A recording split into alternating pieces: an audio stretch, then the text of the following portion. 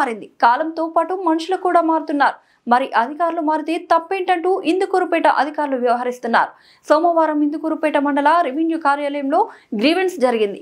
జనతా వారిధి కార్యక్రమంలో భాగంగా ఇందుకూరుపేట మండల బీజేపీ అధ్యక్షులు ఈ గ్రీవెన్స్ కి గంగాపట్నం గ్రామానికి చెందిన వికలాంగురాలు డొప్ప భారతి తరపున అర్జీ తీసుకువచ్చి అధికారులకు సమర్పించారు.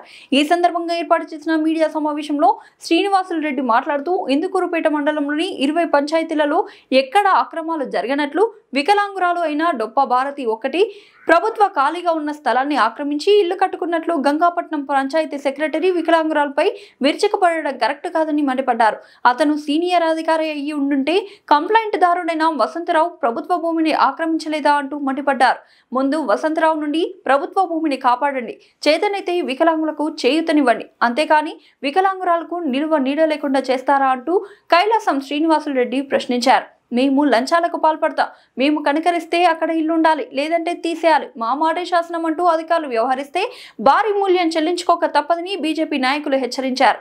ఆయన వెంట బీజేపీ నాయకులు, కార్యకర్తలు పాల్గొన్నారు.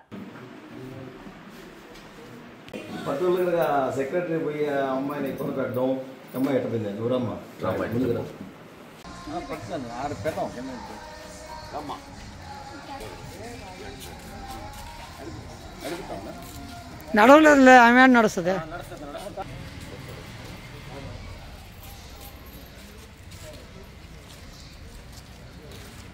అట్లా నడుస్తుంది, ఎత్తుకోండి.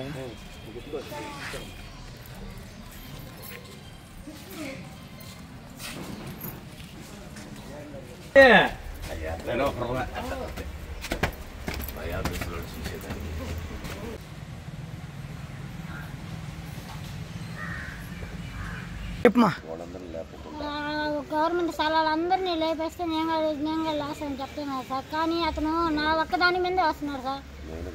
నేను వికలాంగుల మీదకే వస్తున్నారు సార్. అతను ఎవరి మీదకి రావట్లేదు.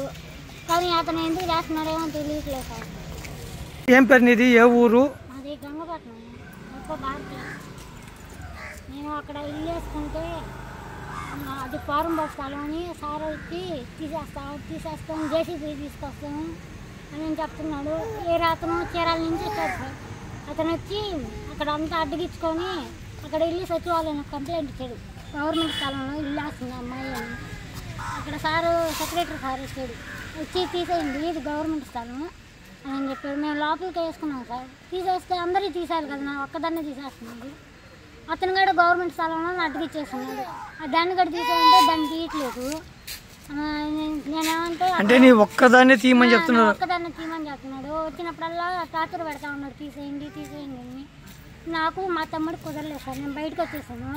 నా పరిస్థితి ఏంది, ఆ ఇల్లు తీసేయమంటే నేను ఎక్కడికి వెళ్ళాలి? నేను వికలాంగుల్ని, నాకు ఎక్కడ ఆదరవు లేదు. కొద్ది రోజులు బాడిగింట్లో ఉన్నాను. బాడిగింట్లో ఉంటే వాళ్ళు వేసి వెళ్ళిపోమన్నారు. అందుకని అక్కడ నేను రేట్లు వేసుకుంటూ వచ్చినప్పుడల్లా తీసేయండి అని సార్ చెప్తామన్నాడు. సరేలే సార్, కరెంటు కాడ ఇవన్నీ కూడా ఇవ్వలేదా సారు? అమ్మ మేము వేరే దగ్గర నుంచి కరెంట్ లేకుంటే నీకు కరెంట్ ఎవరు ఇచ్చారు తీసేయమంటారు అని చెప్తా ఉన్నారు సార్. నేను ఎక్కడికి వెళ్ళాలి సార్? నా పరిస్థితి ఏంది? మా అమ్మ నేను సార్ ఉండేది. మాకు మా తమ్ముడు కుదరట్లేదు. నా పరిస్థితి ఏంది అని చెప్పి నేను అడిగితే మీకు అంగన్వాడీ స్కూల్ ఇస్తాను, అక్కడ కాపురం ఉండండి అని చెప్తున్నాడు సార్. అంగన్వాడీ స్కూల్ ఏంటి సార్ మాకు ఇచ్చేది? మాకు ఇది కావాలి, లేకపోతే బాత్రూమ్ స్థలం ఇచ్చేయమని చెప్తున్నాడు. కొంచెం స్థలం ఉంది సార్ అక్కడ, బాత్రూమ్ అది ఇచ్చేయమని అన్నాడు. బాత్రూమ్ ఇస్తే నేను ఎక్కడికి వెళ్ళాలి సార్ అని చెప్పాను. నీకు ఏరే దగ్గర స్థలం చూపిస్తాను, ఇల్లు అక్కడ పెట్టుకొని బాత్రూమ్కి ఎక్కడికి వెళ్ళాలి సార్? కాళ్ళు ఏందని నేను ఎక్కడికి వెళ్ళాలి సార్ అని అంటే గమ్ముగా సైలెంట్గా వెళ్ళిపోతున్నాను. వచ్చినప్పుడల్లా టార్చర్ పెడతా ఉన్నాడు సార్. ఇతను వెళ్ళి అతను కంప్లైంట్ ఇచ్చింది సార్. ఏంటంటే అతను అంటే చీరాల నుంచి వచ్చి ఇక్కడ కాపురం ఉన్నాడు, ఆయన ఆక్రమించుకున్నాడు. అక్కడ ఆయన ఆక్రమించుకున్నాడు. అతను వెళ్ళి కంప్లైంట్ బట్టి ఇంత రాద్ధాంతం చేసేస్తున్నాడు సార్. ఆ సారు అతనే సగం కంప్లైంట్ ఇచ్చేసేది. బాగా స్ట్రాంగ్గా పెట్టినట్టున్నాడు. మా ఊరు పెద్ద మనుషులు నడితే వాళ్ళు వచ్చి నాకు మాట్లాడతామని చెప్పారు. వాళ్ళు వచ్చినప్పుడు వీళ్ళు వచ్చినప్పుడు వాళ్ళు ఉండరు. నాకేం న్యాయం చేయట్లేదు. అందరూ ప్రభుత్వం న్యాయం చేస్తారంటారు. నా కాడు నిందే లాక్కుంటున్నారు. నేను అక్కడ ఆ ఊళ్ళోనే పుట్టి ఆ ఊళ్ళోనే పెరిగా. కానీ ఆ అమ్మాయి వికలాంగురాలు కాబట్టి ఖచ్చితంగా ఆ అమ్మాయిది ఉండేటట్టుగా ఏర్పాటు చేయాలని చెప్పి కోరుకుంటూ ఎంఆర్ఓ గారికి ఎంబీడీఓ గారికి మనవించుకుంటున్నాం. ఆక్రమణలు అనేవి మండలం మొత్తం ఉన్నాయి. కానీ పర్టికులర్గా ఆక్రమణలు దొరికిస్తే మండలం అంతా దొరికించవచ్చు, ఇబ్బంది లేదు. అందులో ఆ గ్రామంలో కూడా చాలా ఆక్రమణలు ఉన్నాయి, అన్నీ దొరికించవచ్చు. పర్టికులర్గా ఒక వికలాంగురాల మీదకి పోయి ఆ అమ్మాయి మీద పదే అమ్మాయిని ఇబ్బంది పెట్టడం, బాధ పెట్టడం కరెక్ట్ కాదు. ఆ అమ్మాయి ఇల్లు దొరికించాలంటే మొత్తం ఇల్లు దొరికిస్తే బాగుంటుంది అనేది మేము భావిస్తున్నాము. మేము ఎప్పుడు అంటే పర్టికులర్గా అధికారులు చేశారని మనం ఏం అనము. కానీ అదంతా అది చూసి మండలం అంతా ఎన్ని తొలగించేటట్టుగా ఉంటే అమ్మాయిది కూడా తొలగించాలని కోరుకుంటూ సెలవు తీసుకుంటాం. నా పేరు కైలాస శ్రీనివాసరెడ్డి, బీజేపీ మండలాధ్యక్షుడు.